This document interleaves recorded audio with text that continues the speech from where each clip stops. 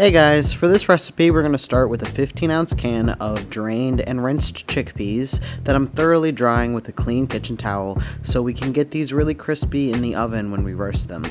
Then we're going to pick out the loose skins. Go ahead and toss them into a bowl, drizzle in a little bit of oil, a pinch of kosher salt, a half teaspoon of black sesame seeds, a half teaspoon of garlic powder, a fourth teaspoon of ground ginger, a fourth teaspoon of Chinese 5-spice, and a touch of sesame oil, and then just give it a toss.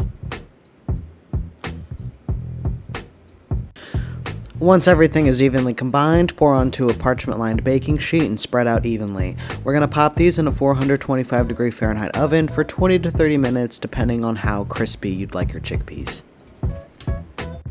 Now moving on to our carrot ginger dressing, I have 4 peeled and roughly chopped carrots that I'm adding into a blender, a 2-inch piece of fresh ginger and 2 cloves of garlic also peeled and roughly chopped, 1 tablespoon of soy sauce, I'm using a low sodium soy sauce, 4 tablespoons or 1/4 cup of rice wine vinegar, 2 teaspoons of sesame oil,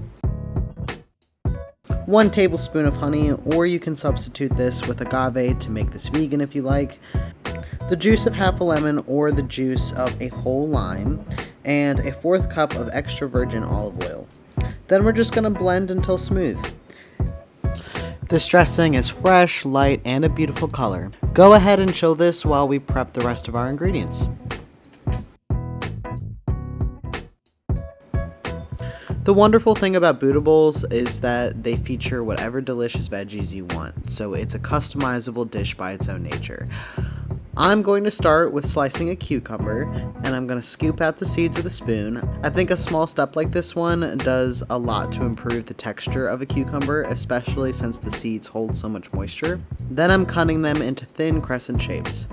I'm going to go ahead and have some cherry tomatoes. I'm going to thinly slice half of a red onion. I'm going to chop a little bit of romaine. And I've got some sugar snap peas. They're delicious as they are, but I'm going to go ahead and soak them in ice water so that they're perfectly cool and crisp. So now I've got all my prepped veggies here, our chickpeas, our dressing. I've also got half of an avocado and some brown rice that I just made. The rice will give the bowl a lot of body and make this really balanced and filling. I'm going to go ahead and prepare our bowl in a high-rimmed plate and go ahead and arrange your ingredients in small portions around the plate, however you like, and then add a generous amount of our delicious dressing on top. You can go ahead and add garnishes like sesame seeds and cilantro too if you like.